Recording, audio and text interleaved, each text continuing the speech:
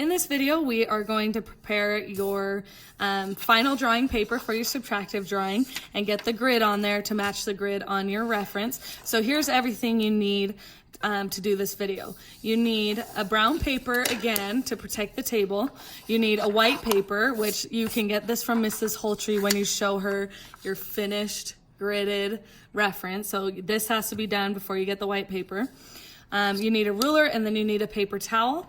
You also need your pencil set out, your value kit out. Okay, so the first thing we need to do is, looking at your reference, keep in mind your numbers are going to be slightly different than mine. We need to count your squares.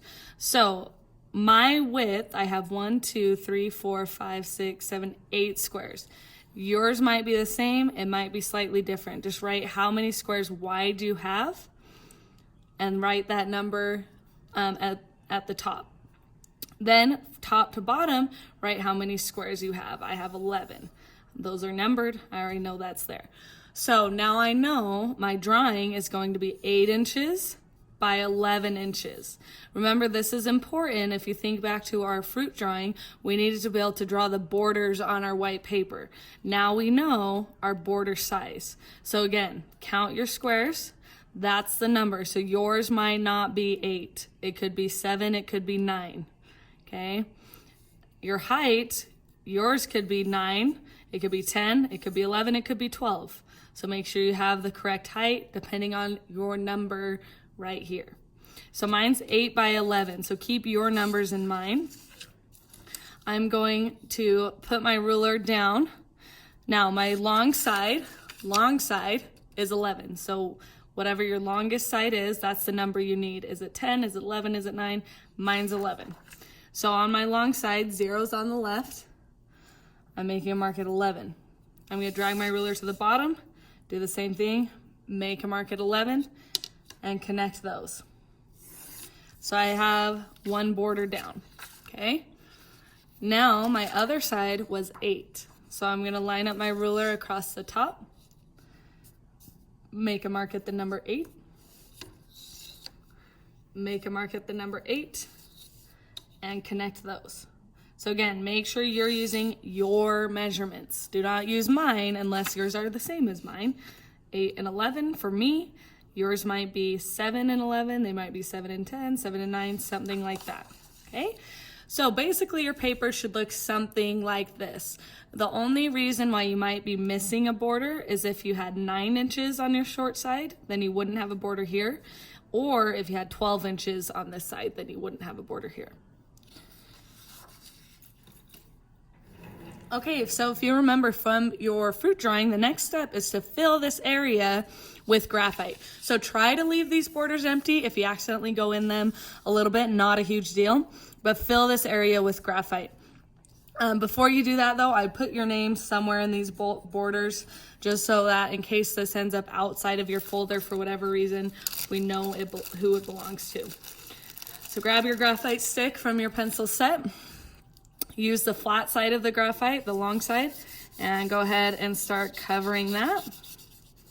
Remember, with the fruit drawing, we had to do about 3 layers, so probably about the same for this drawing as well.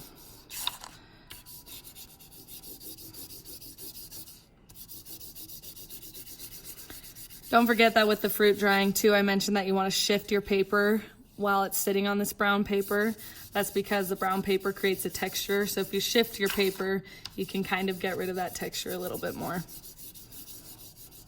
When you have your first layer of graphite down, go ahead and grab your paper towel, work in circle motions to blend that all together. Again, trying to leave the border edges so you can still see them, so don't go too nuts.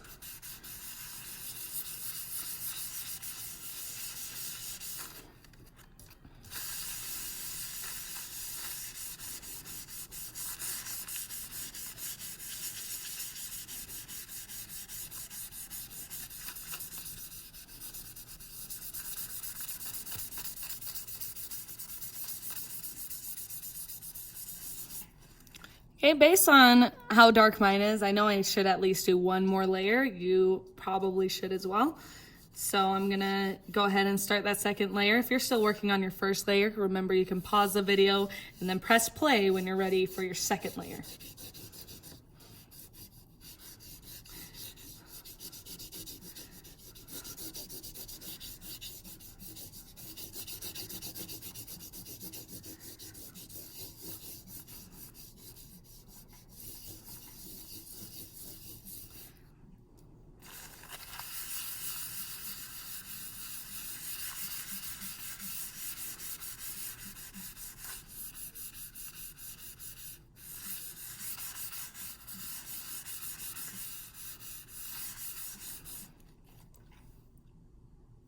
Okay, once your paper looks about this dark, you are ready for the next step. If you're still working on the background area, you should pause the video and then press play when that is done.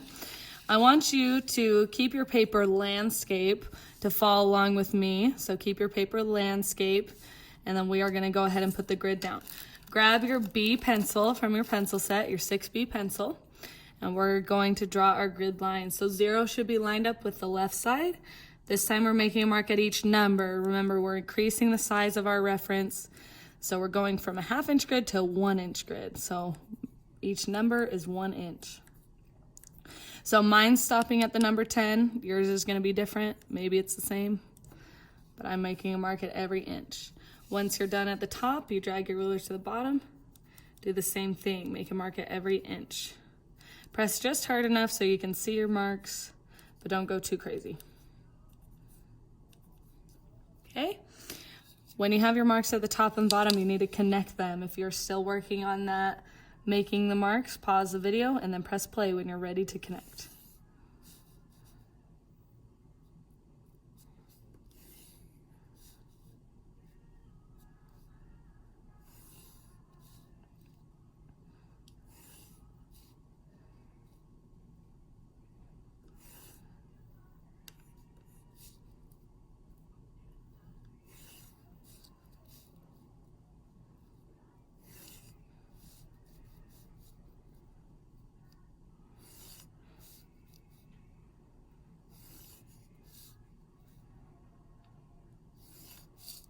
Okay, once you have all your vertical lines drawn, we're ready for the horizontal. If you're still doing your vertical lines, pause the video, press play when you're ready.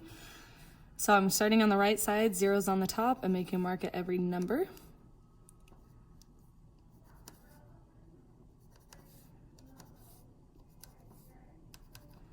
And then I'm gonna drag my ruler to the left side, make a mark at every number. Again, it's gonna be a little bit tricky to see, but just do your best. Line up your marks and connect them.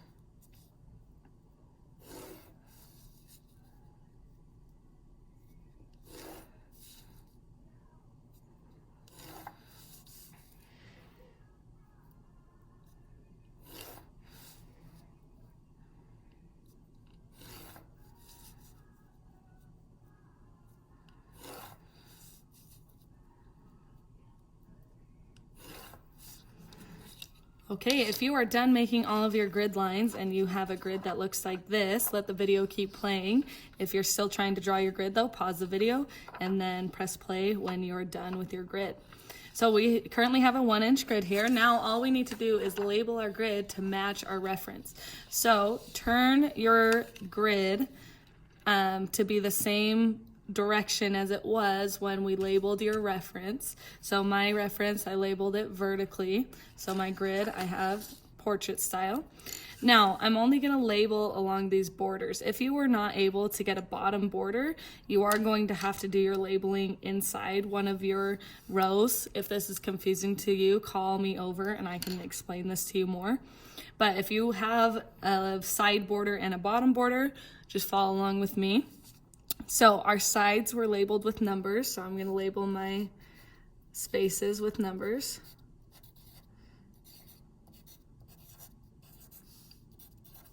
Perfect. I ended up with 11 squares, and I had 11 squares on my reference. Now, from left to right, across the bottom, I'm going to label with letters. So I should get to H.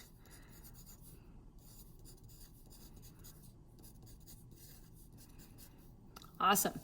And now my grid is done and I'm ready to start this drawing. So remember that with this type of drawing, we usually like to start with a sketch using the B pencil and then highlights next. After that, you work in details. So grab your B pencil, look at your grid, start working your way around. You could also go square by square and try to match things that way, whatever you feel comfortable doing. Again, feel free to call me over if you ever get stuck. If you're unsure, just make sure you are following the grid, okay? We have done all this work for a reason. So if you don't follow the grid, then this was all for nothing and you're gonna end up with an inaccurate drawing. So make sure you follow the grid.